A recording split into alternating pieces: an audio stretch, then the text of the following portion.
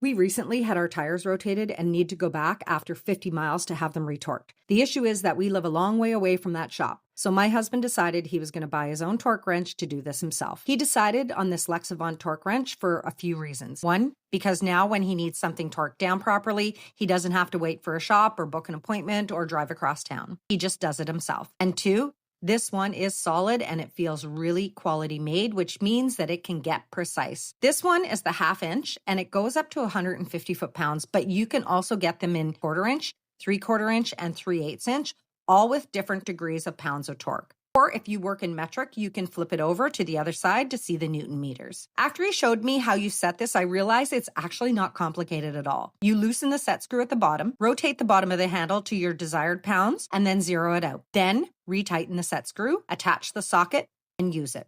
That click is basically the wrench telling you it's done its job. And if you need to move it to the other direction, there's a little lever at the top back of the head of the wrench that you just flip.